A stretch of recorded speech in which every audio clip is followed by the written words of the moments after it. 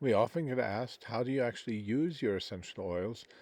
And at the same time, our entire teaching is based around the fact that we don't try to prescribe this essential oil is good for that, and this other essential oil is good for these things.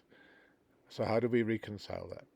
Hi, I'm Florian Birkmayer from AromaGnosis and Kathy's Avatars, and I wanted to talk to you about how we actually use our essential oils.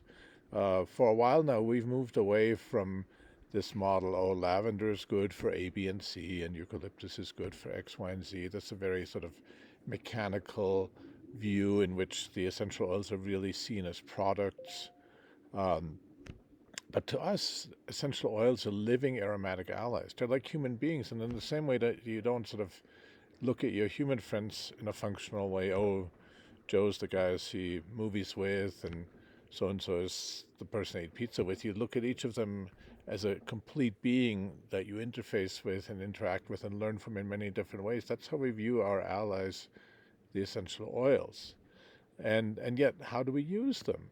So it starts with the relationship, the soul-to-soul relationship. I call aromatic molecules the molecules of connectedness because they touch us at that deep level. They enter us, they enter our nose, they really connect with every part of our body on that tiny level where the aromatic molecule and the olfactory receptor, just to name one example, bond. And then we get these deep reactions, these soul reactions. And that's, how do we actually know when we're connected? Well, we get moved to tears, we get goosebumps, we become aware of being in an unconscious patterns, or we get other gifts from the unconscious.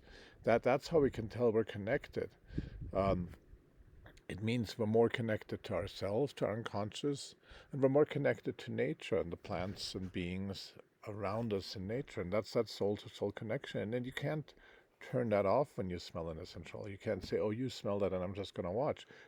When the smell is in the room, you smell it. So still, how do we use them? So it starts with the relationship, but then, obviously we've learned over the years that particular essential oils are masters in certain subjects. I mean, fundamentally, I think all the oils, we use them in a way to open the doors to the unconscious, to open the doors to that reconnection.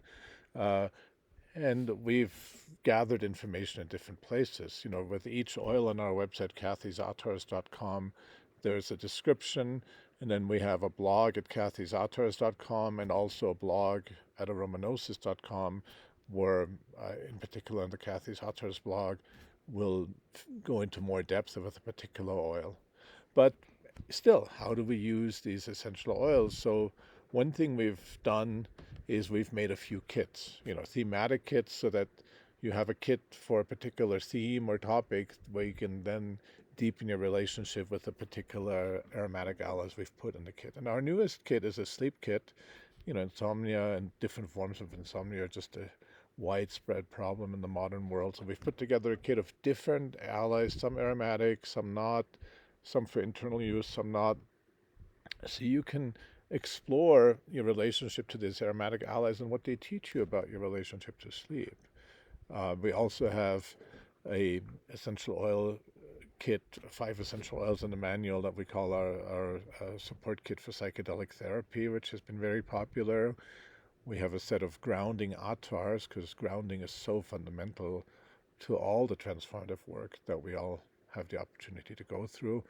We have a language of flowers attar kit, because especially when it comes to these fragile floral aromas, attars are just really brilliant at capturing them and keeping that aliveness.